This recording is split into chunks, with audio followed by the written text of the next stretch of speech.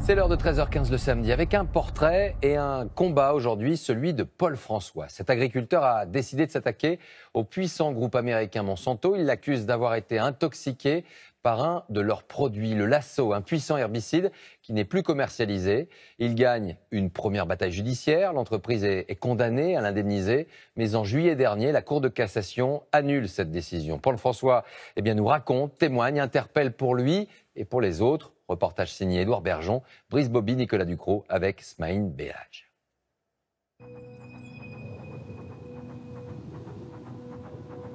Je m'appelle Paul François. Ma vie a basculé le 27 avril 2004. Ce jour-là, j'ai inhalé les vapeurs d'un herbicide fabriqué par la société Monsanto. Plusieurs jours de coma, 5 mois d'hospitalisation, près d'1 an d'arrêt de travail. Mais le deuxième combat, je le mène depuis 13 ans. C'est faire reconnaître que la firme Monsanto qui a fabriqué ce produit est bien responsable de mon intoxication.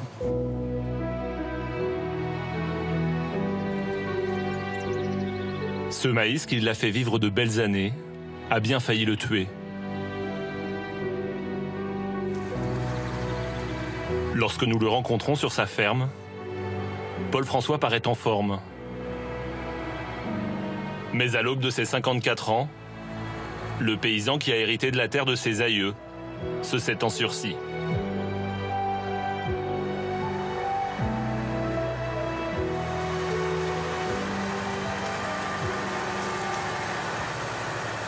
Il y a plusieurs mois que je n'étais pas monté sur un tracteur parce qu'en 2017, j'ai subi une ablation partielle de la thyroïde. L'opération s'est bien passée, il y a eu des complications parce que j'ai fait 5 septicémies suite à l'opération. J'ai fait en plus une embolie pulmonaire. Donc effectivement, ça me rappelait que ma vie ne sera jamais semblable à ce que je connaissais avant l'intoxication. Parce que les lésions au niveau du cerveau iront vers un Parkinson, un Alzheimer, un cancer tumeur du cerveau, une autre saloperie, peut-être, mais peut-être que non. Paul François est reconnu handicapé à 40%. Il est empoisonné à vie.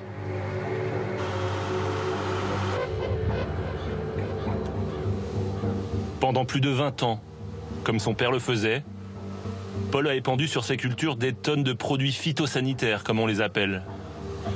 Fongicides, insecticides, désherbants. L'arsenal du petit chimiste céréalier.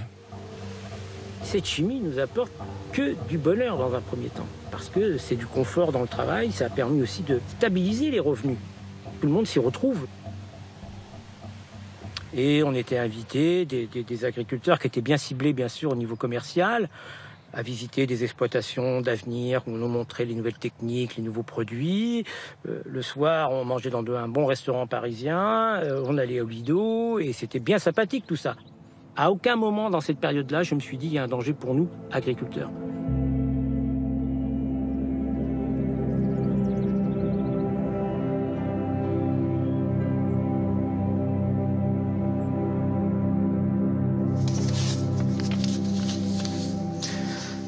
Je crois que c'est très intéressant de regarder ces publicités qu'on trouvait dans les journaux agricoles. Voilà comment les industriels, pendant des décennies, nous ont fait cette propagande, je dis bien propagande, sur leurs produits dangereux. Je prends cette publicité, nos meilleures récoltes. Là, on voit une mère de famille avec son gamin, le père en train de récolter, c'est très idyllique, c'est très... Voilà, et dessous, ces 2 désherbants ont été retirés depuis du marché, c'était des produits extrêmement dangereux. Là, vous voyez, on est en train de danser au milieu des champs, après avoir fait un désherbage. Mais celui-ci, je l'ai toujours pris en exemple parce que ça me paraît scandaleux. Vous voyez cette gamine en train de manger du pain. Le nom du produit n'a pas été choisi par hasard. Il rappelle une friandise. C'est complètement rassurant, vous voyez ça, le nom d'une friandise, cette gamine en train de manger du pain. Est-ce qu'à un moment donné, vous pouvez imaginer que ce produit peut être toxique pour votre santé? Protéger le blé, c'est protéger la vie. Ceux qui ne comprennent pas pourquoi les agriculteurs n'ont pas réagi plus tôt, parce qu'on a entretenu ce discours rassurant. Le 27 avril 2004, comme depuis plusieurs jours, Paul utilise sa traiteuse. Il doit remplir la cuve avec du désherbant.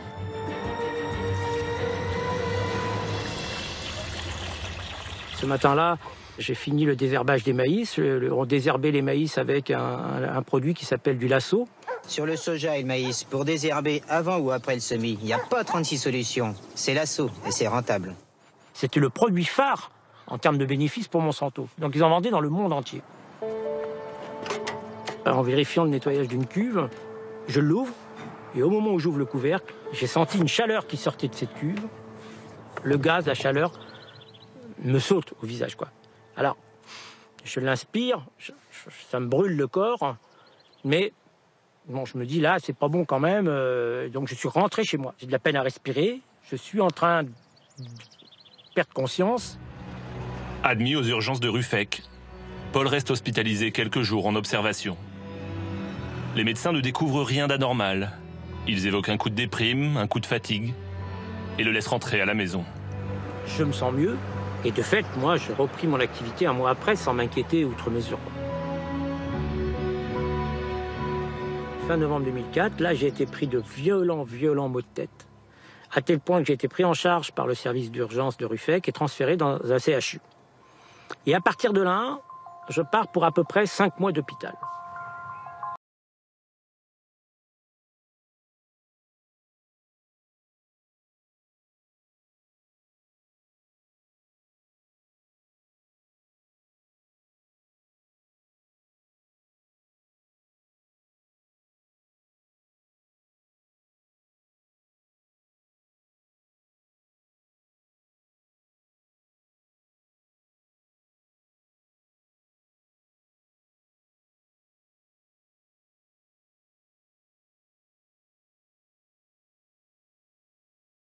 C'est des photos qui rappellent tellement de choses, de stress et de bons moments après le stress. Ça, c'est toi, avec Laura. Je me souviens de ce moment parce que vous avez mis Laura de Johnny Hallyday et je me souviens que tu dansais avec elle. Oui, c'est 48 heures avant l'hospitalisation à Ruffec. C'est ouais. 48 heures avant le périple hospitalier. Donc vous faites quoi à l'époque, Sylvie ? Moi, je suis infirmière à l'hôpital de Ruffec. Je travaille un week-end sur 2, et puis généralement, les week-ends où je travaille pas, c'est les week-ends où il fait beau, donc lui, il travaille, donc... Bon, mais on y arrive, on est jeune, on a peur de rien, finalement, puis ça marche, quoi. Qu'est-ce que c'est, ça? On faisait les épandages d'insecticides à l'hélicoptère. Et on versait les sacs d'insecticides, c'était sous forme de granulés. Et ensuite, l'hélicoptère passait au-dessus des champs de maïs. Mais souvent, pour guider les hélicoptères, on était avec des grandes perches pour signaler où il fallait passer. Et ça nous coulait un peu dans le dos, quoi, un peu beaucoup même. Des souvenirs, Sylvie, de cette époque, de ce que vous voyez là? Non, pas trop, en fait. Il n'était jamais à la maison, beaucoup dans les champs, donc... Quand je rentrais le soir, que je me mouchais rouge. Moi, je me posais la question de ce qu'il avait respiré comme cochonnerie, mais bon, ça s'arrêtait là, finalement. De toute façon... tu rentres pas chez toi le soir en devant entendre que tu as manipulé toute la journée des produits toxiques. Si des fois tu disais tes fringues... Ah ben ça sentait mauvais. Ça sentait mauvais. Sylvie me disait que tu sens pas bon. Tu sens pas bon. Quel impact l'accident de Paul a eu sur votre couple? C'est notre histoire, mais c'est son histoire. Et c'est vrai que nous, on a vécu les choses comme on a pu, quoi. Donc... et des fois, on n'allait pas à la même vitesse, et du coup, des fois, on n'arrivait pas à suivre, et c'est là où, effectivement, on remettait beaucoup de choses en question. Ça va mieux aujourd'hui? Oui. Oui. Oui. Tout n'est pas si que... Oui. Yes. Non, ça va mieux, mais ça va mieux parce qu'on a toujours pu... effectivement, se parler, même si c'est pas toujours très agréable à entendre de part et d'autre, que ça vienne de moi, que ça vienne des filles, que ça vienne de Paul, quoi. La communication a toujours été là, donc c'est ce qui fait qu'aussi on a pu on a pu s'en sortir, quoi, je pense.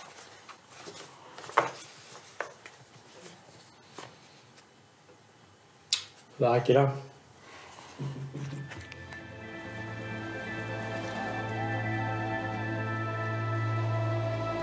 Un an après l'accident, des analyses démontrent la présence d'alachlore et de monochlorobenzène dans le sang de Paul, toujours à l'hôpital. Les mêmes produits chimiques qui composent le désherbant de Monsanto.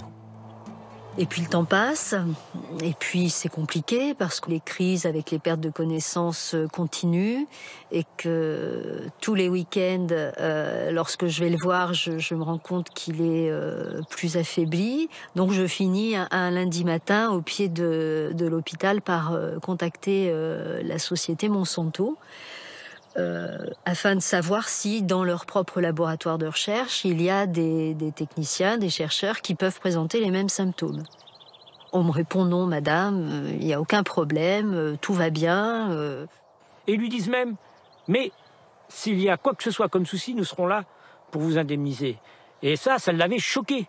Je pense qu'effectivement, il savait très bien ce qui se passait et pourquoi ça se passait. Je découvre que ce produit avait été interdit aux États-Unis, au Canada et bien avant la France. Donc je me dis, s'il est dangereux pour les autres, agriculteurs canadiens ou américains, pourquoi il ne serait pas dangereux pour nous? Et là, je me dis, mais c'est pas possible, quoi. Monsanto savait pertinemment que ce produit était dangereux. C'est complètement fou. Et dans une discussion avec François Laforgue, mon avocat, je lui dis, j'ai envie de les attaquer, quoi. Moi, je suis absolument contre. Vol allant au mieux, je n'ai qu'une envie, c'est de tourner la page et puis de passer à autre chose et de reprendre le libre cours de notre vie, quoi. J'ai pas écouté ma femme. J'ai dit on le fait. Je porte plainte. Je me demande si j'aurais pas dû l'écouter. Et je vous dis ça alors que février 2012, Monsanto est condamné en première instance. Monsanto, là, c'est la première fois au monde où un citoyen fait condamner cette firme avec un de leurs produits. Ouais, enfin bon, moi, je n'ai jamais été premier à l'école, j'étais plutôt le dernier, et là, je me retrouve le premier, c'est un privilège dont je me serais bien gardé. Il a le sourire car lui, Paul François, simple agriculteur, découvre qu'il vient de faire condamner le géant mondial des pesticides, Monsanto. Génial. Des années de bataille pour faire reconnaître sa grave intoxication. Là, on se dit, bon, c'est un premier pas et maintenant tout va aller vite et enfin on va pouvoir envisager l'avenir de façon sereine. À ce moment-là, je m'imagine pas la suite. La suite, c'est Monsanto qui fait appel. Ça, on s'y attendait. C'est Monsanto qui change de cabinet d'avocat. Et là, on a affaire à des vrais avocats à l'américaine qui sont là avec leur première stratégie, déstabilisation permanente. Et là, il faut que je prouve que j'ai bien acheté le produit. Il faut que je prouve que je l'ai bien utilisé. C'est d'une violence. C'est d'une violence qu'on...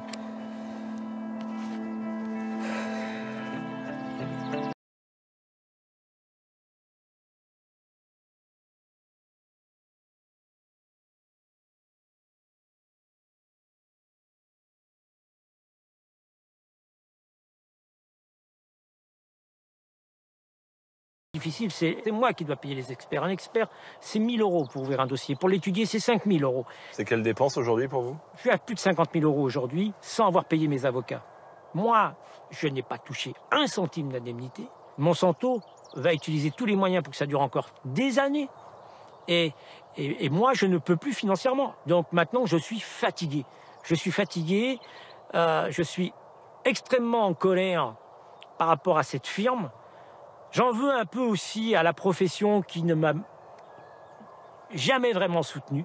C'est un problème extrêmement tabou de dire qu'il y a des agriculteurs. Parce que si j'étais seul, ce serait pas bien grave. Mais c'est des milliers d'agriculteurs qui ont été impactés et on le cache. Face à ce déni, Paul François a fondé Phytovictimes avec d'autres malades. L'association vient en aide aux centaines de paysans intoxiqués. Elle fait aussi de la prévention auprès des futurs agriculteurs. Nous avons commencé à utiliser les pesticides dans les années 50. À cette époque, la France n'arrivait pas à nourrir sa population. le gouvernement a décidé de lancer un grand plan de modernisation de l'agriculture. En quelques années, nous sommes passés de la charrue et du travail manuel à l'agriculture intensive. C'était une révolution. Les engrais et les pesticides employés à forte dose nous ont permis de lutter contre les maladies et d'augmenter notre productivité. Mais les firmes qui fabriquent les pesticides ont tout fait pour nous cacher leurs dangers. Depuis plus de 50 ans, on s'est tous fait empoisonner. Le lycée agricole de Venours, dans la Vienne, est l'un des rares à inviter Paul François. Le discours est novateur pour l'institution. On n'est pas là pour se juger les uns les autres. Moi, je ne suis pas venu ici pour vous donner des leçons. Je pense qu'il y a des choses que vous avez vues dans le film, la manipulation des produits. Peut-être que parmi vous, il y en a déjà quelques-uns qui ont commencé à faire des épandages, à faire des traitements, des pulvérisations. Une grande partie, avec du matériel adapté. Alors, il y en a un qui me dit oui, alors ça m'intéresse. Les gants, le masque, les lunettes, la combinaison. D'accord. Okay. Il y en a qui ne travaillent pas du tout dans ces conditions-là? Et voilà, pour traiter, mon maître d'apprentissage, j'ai été dans le tracteur en train de traiter. Et moi, j'étais en train de gérer le nez pour faire ces passages dans le champ. Là, quand la rampe passe, on est juste à côté, voilà. Et on essaye de se décaler au dernier moment. Mais bon, voilà, ça change rien, on prend tout. Quand on est dans le champ et qu'on fait ça, on est au courant du danger. Bon, après, sur le coup, on se dit que voilà, on le fait une fois et on espère qu'on va pas le faire toute sa vie. Mais oui, c'est sûr que sur le coup, non, on n'est pas fiers de ce qu'on fait là-dessus, c'est clair. Ouais. Tous ceux qui vous disent, mais c'est des médicaments, des plantes, et puis que tout va bien, tous ceux qui vous disent ça, pour la grande partie, ont un intérêt financier. C'est 2 milliards de chiffre d'affaires en France, avec des agriculteurs qui, pour la moitié, n'ont pas l'équivalent du SMIG et un tiers à 350 € par mois. On ne fait pas ce métier-là pour ça. Comment faire sans ces produits pour réussir à sortir des rendements? Je suis arrivé à l'évidence en 2015 que peut-être l'agriculture biologique serait une solution. Aussi parce que j'avais rencontré des exploitations à la même dimension que la mienne, avec des agriculteurs qui avaient la banane, qui n'étaient pas des écolos bobos comme je pouvais m'imaginer. Et puis surtout, j'ai pris conscience que cette agriculture biologique, elle était très moderne, très pointue. Les résultats financiers sont là. J'espère que vous en retiendrez l'essentiel. La chimie en agriculture, c'est pas anodin. Jusqu'à preuve du contraire, on va en utiliser encore pendant quelques années. Donc faites attention.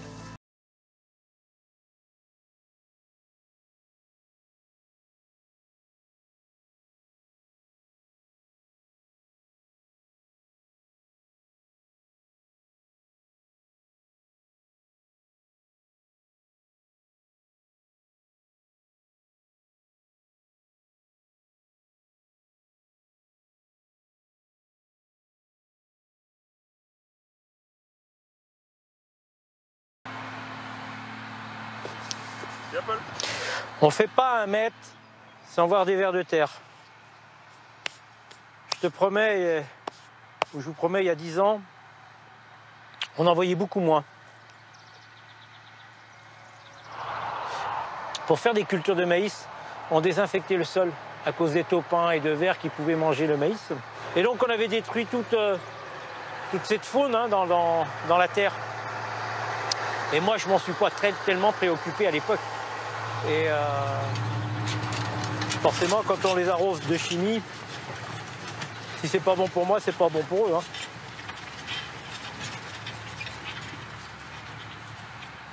On récolte un peu moins, mais eh bien, là, je gagne bien mieux ma vie ici, en maïs.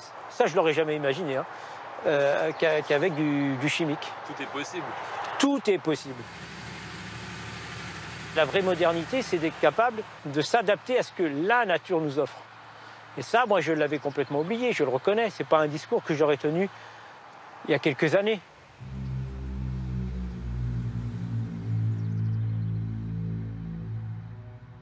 À 10 000 km de la Charente, plus de 60% de ces terres agricoles sont couvertes de maïs et de soja.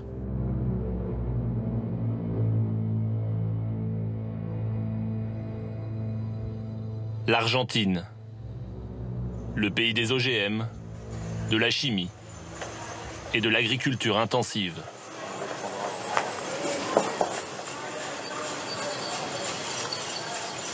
J'ai pas fait tous les aéroports du monde, on s'en fout, mais c'est la première fois que je vois dans un aéroport un bienvenu avec du matériel agricole.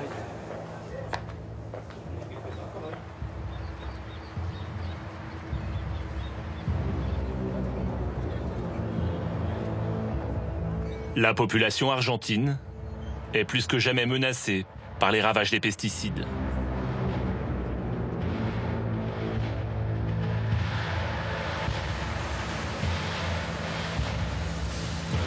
Dans ce pays, le glyphosate est roi. Le glyphosate, c'est le désherbant phare de Monsanto. On l'utilise ici à des doses 10 à 20 fois plus élevées qu'en France. La firme américaine a fait de l'Argentine son laboratoire. Paul François est devenu un ambassadeur de la lutte contre Monsanto. Il est attendu par Madame Tomasi. Voilà. Dont le fils est devenu malgré lui la victime emblématique du glyphosate.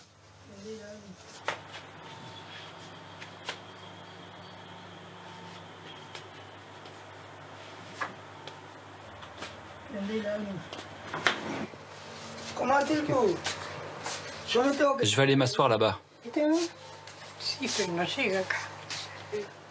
Enchanté. Je ne peux pas te serrer la main. Je comprends bien. Voilà. Ah, enfin quelqu'un qui est le bienvenu chez moi. Allez, asseyez-vous. Je ne parle pas le français, mais je le comprends. Désolé, moi je ne parle pas espagnol. Non, t'excuses pas. J'ai arrêté de travailler quand je suis tombé malade.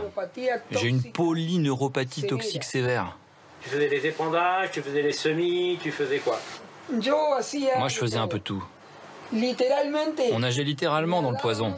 On chargeait les avions, on ouvrait les bidons. Il y avait 200 bidons quand l'avion arrivait. Et le problème, c'est que tant que rien ne t'arrive, tu ne réagis pas. L'humain est fait comme ça. Sur les étiquettes, on voyait bien des gens habillés comme des astronautes. Et ça nous faisait marrer, parce que nous, on était pieds nus. En short, tête nue. Et on se disait, mais pourquoi il faudrait se couvrir comme ça? Il ne nous est jamais rien arrivé.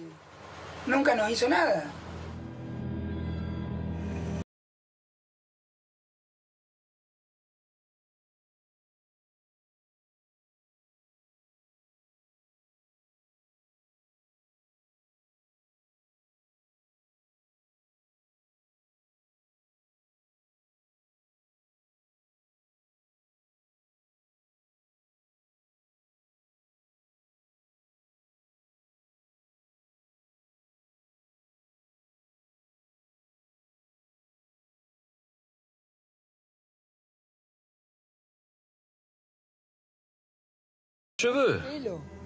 On voit Fabienne à 46 ans, avec l'avion qui servait à faire les épandages. Donc au milieu, en blanc, c'est le pilote, qui apparemment est décédé. Et les deux autres sont malades également. Maman, donne-moi un coca, s'il te plaît. Il me faut du sucre. Fabian a été contraint de revenir vivre chez sa mère. Vas-y, bois ton coca.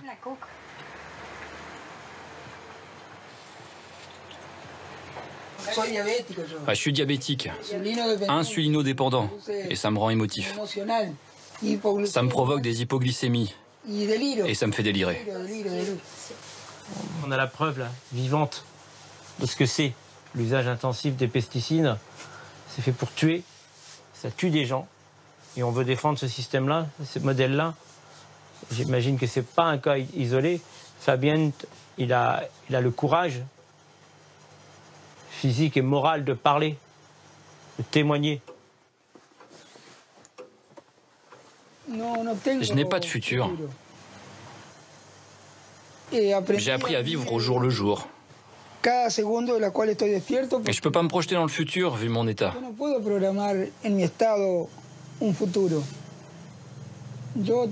J'ai une fille de 23 ans et je ne peux même pas l'aider avec ma maigre pension. Je peux pas l'aider.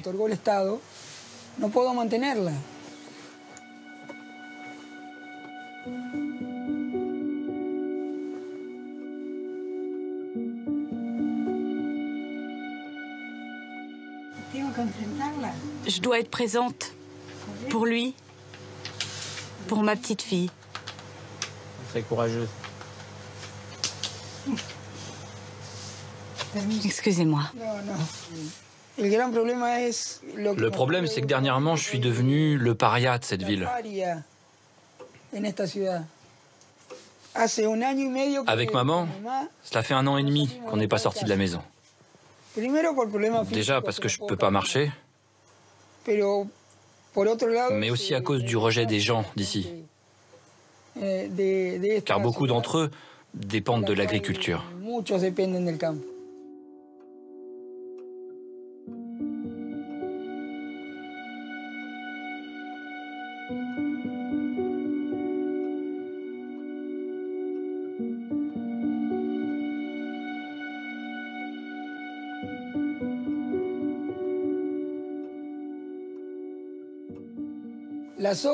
Le soja que vous mangez en France, le maïs et tous leurs dérivés qui viennent d'Amérique du Sud, comportent ce poison que moi j'ai dans mon corps. Désolé de vous le dire, mais c'est ainsi.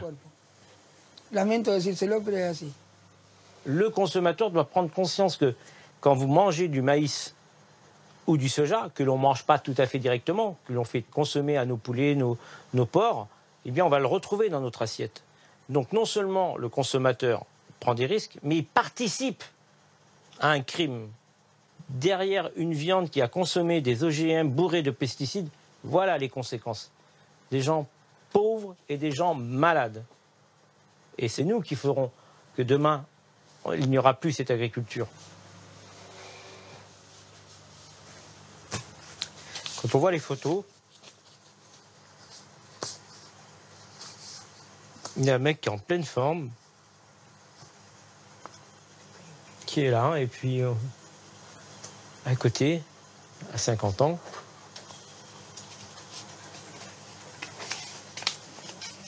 c'est terrible. C'est terrible.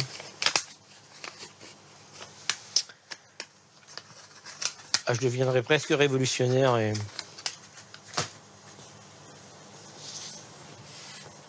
Pardon.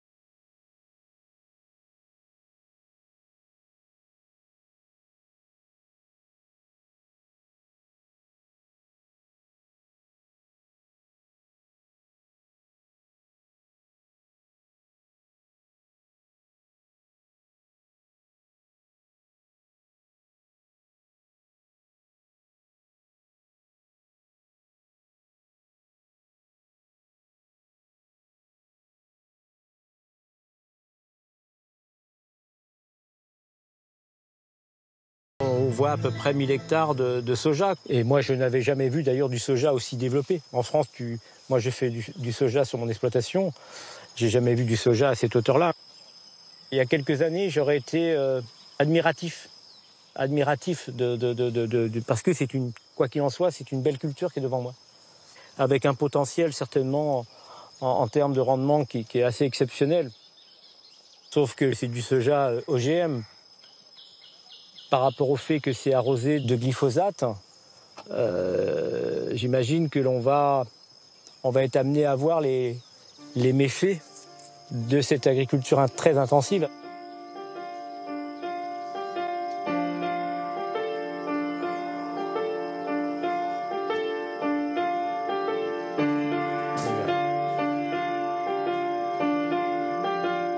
Voilà.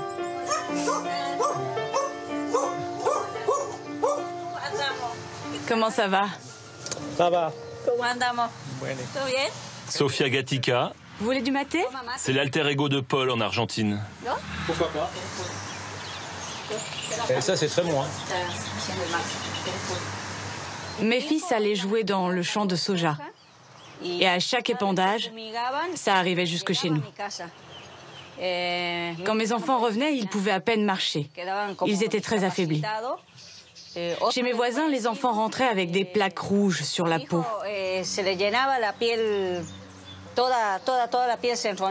Ou carrément avec les yeux révulsés, qui partaient en arrière.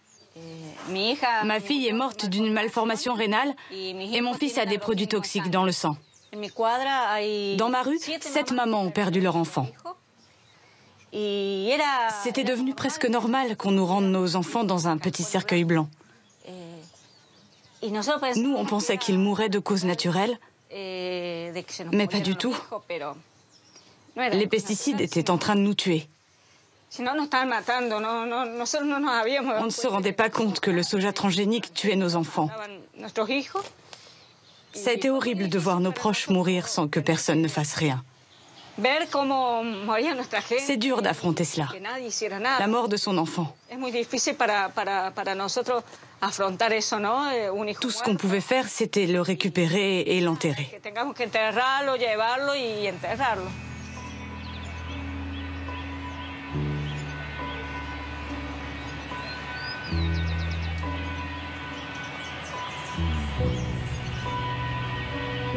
Depuis plus de 15 ans, Sofia, l'employée municipale, est devenue la terreur de Monsanto. Cette fille de paysan se bat pour un retour à une terre sans produits chimiques, dans un pays où plus de 20 millions d'hectares sont pollués par les OGM et les pesticides.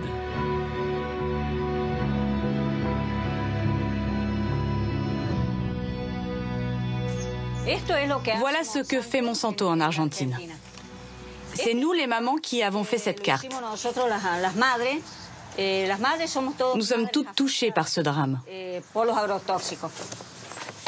Il y avait des champs de soja transgéniques au nord, au sud et à l'est du village.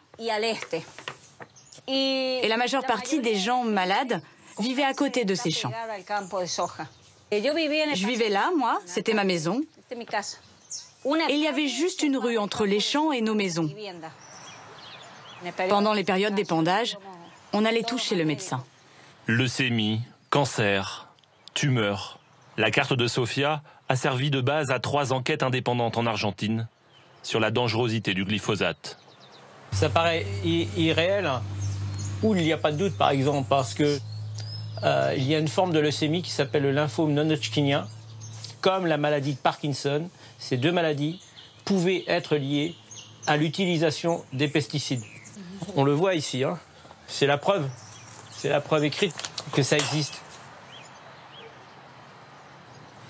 Moi, dans les années 90, j'étais plutôt dans ce camp-là. J'étais dans ces agriculteurs qui croyaient en ce système-là et qui faisaient beaucoup d'épandage de chimie. Je ne comprenais pas d'ailleurs pourquoi il y a eu des activistes en France qui se sont opposés aux OGM et à un moment donné, je ne comprenais pas leur action. Il faut cher. Il faut cher. Il faut cher. Aujourd'hui, je suis forcé de constater que heureusement, on a empêché la culture des OGM en France parce que le constat, il est flagrant, c'est que d'une part, les OGM ne nourrissent pas la planète, mais en plus, les agriculteurs n'arrivent même plus à en vivre. C'est quelque chose qui est clair et net. Donc c'est un mensonge. Par contre, les quelques firmes qui se partagent, et Monsanto en premier, ce marché-là, n'ont jamais engrangé autant d'argent en tuant des gens, en ruinant les agriculteurs et en tuant des gens. Ce n'est pas ça l'économie.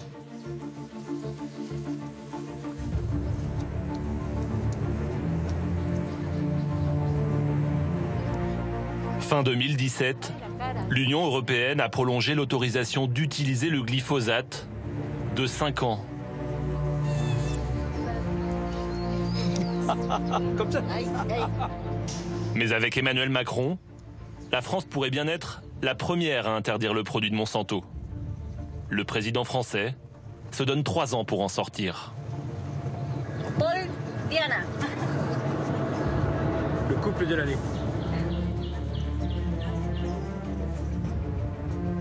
Sofia tient à emmener Paul dans un petit village à 10 km de chez elle.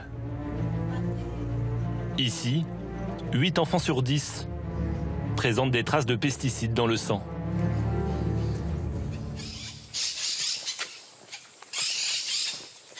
Bon, c'est un peu vide là. Comme c'est l'été chez nous, les enfants sont en vacances. Les cours reprennent dans un peu plus d'un mois.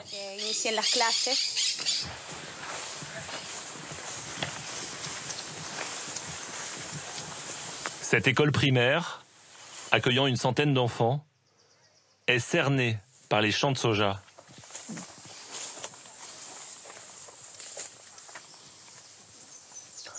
Regarde la grande plaine là. Il y a des milliers d'hectares derrière. C'est des milliers de litres de glyphosate. Et ces enfants vont être forcément impactés.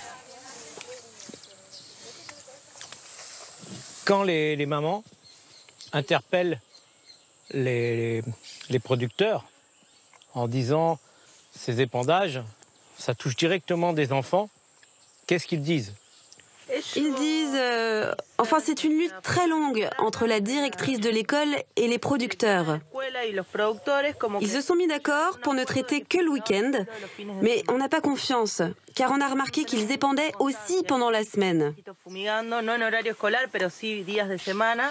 Du coup, avec certains parents, nous avons décidé de ne pas mettre nos enfants à l'école pendant les périodes de traitement.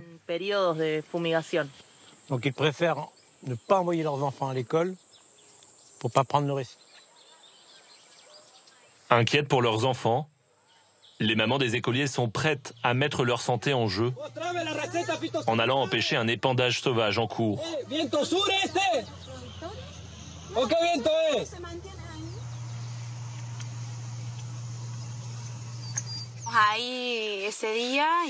Le lendemain, on a eu des plaies dans la bouche et des nausées juste en étant dans les champs.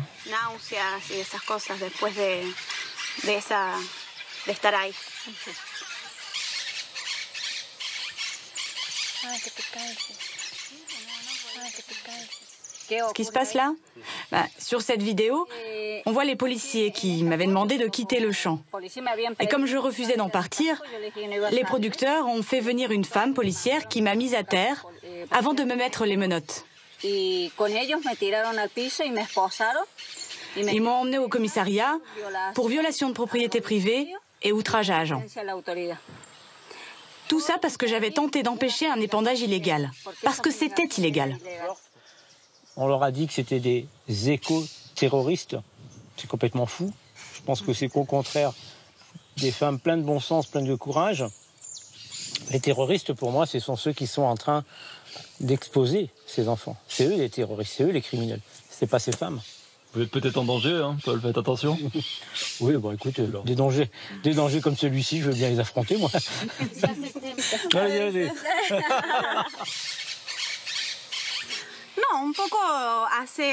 Depuis quelque temps, sur les réseaux sociaux, dans les débats collectifs,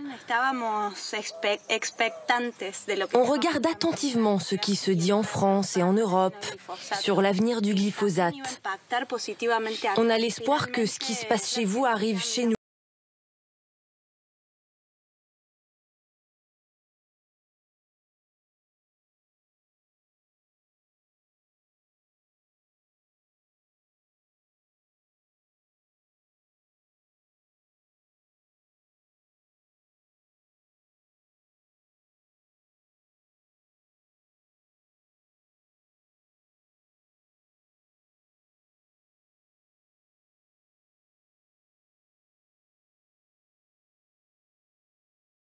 Mais ça n'a pas été décidé de l'interdire dans 5 ans. Maintenant, il faut espérer, effectivement, le président Macron a aussi dit qu'il fallait sortir du glyphosate dans 3 ans. 3 ans ou 5 ans, mais il faut sortir du glyphosate et on va se battre tous ensemble pour arriver à sortir de ce système. Je vous le promets.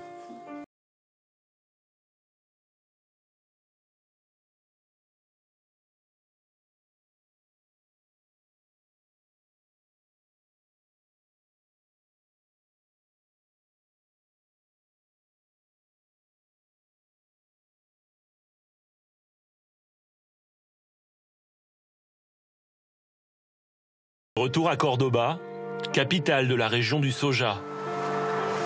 Paul François a rendez-vous à la clinique du docteur Medardo Avila Vasquez. Bonjour. Il est le premier témoin des conséquences de la chimie sur les femmes enceintes vivant dans les villages pollués. Je vous présente Anna. Ne la touchez pas. Elle est fragile. Quel âge? Elle a 22 jours et elle pèse 700 grammes. C'est une victime des épandages. Elle est prématurée. Elle baille.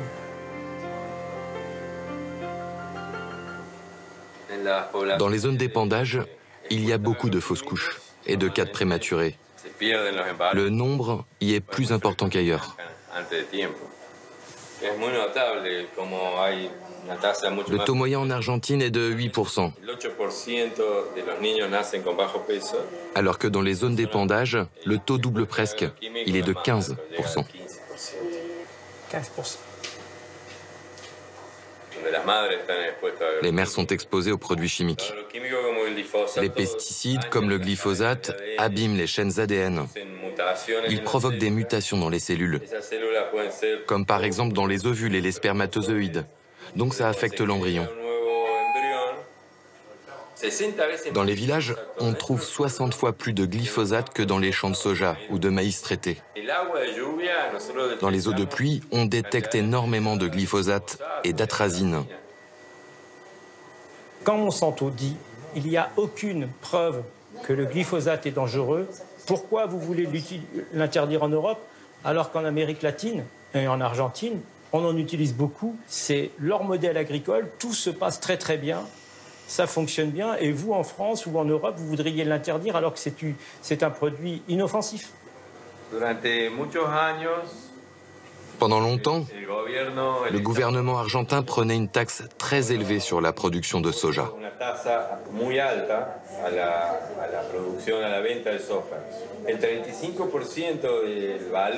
35% de la vente allait à l'État. Donc l'État était associé à cette industrie toxique, comme nous l'appelons.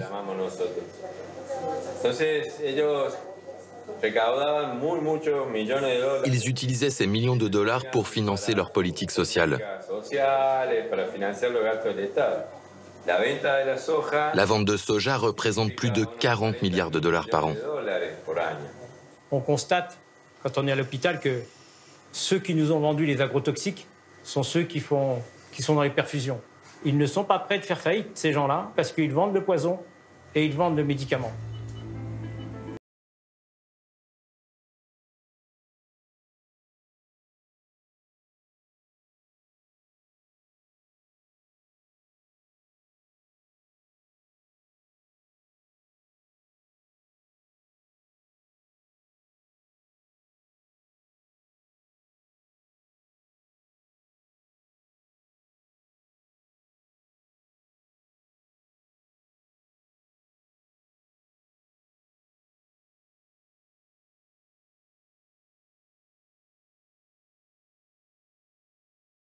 Ça me brosse de trop. Je n'ai plus envie d'employer ces produits-là parce que je ne veux pas être responsable. Je ne veux pas participer à ce massacre. C'est un massacre. Comment ceux qui vont survivre à ça nous jugeront demain? C'est ce modèle-là que l'on veut défendre. Moi, je perds mes moyens là parce que je ne peux pas rester insensible à ce que l'on voit ici, quoi. Il n'a rien demandé, ce bébé. Hein. Il n'a rien demandé. On se dit que sa vie, elle est déjà bien perturbée avant. Si déjà il survit. Si déjà il survit.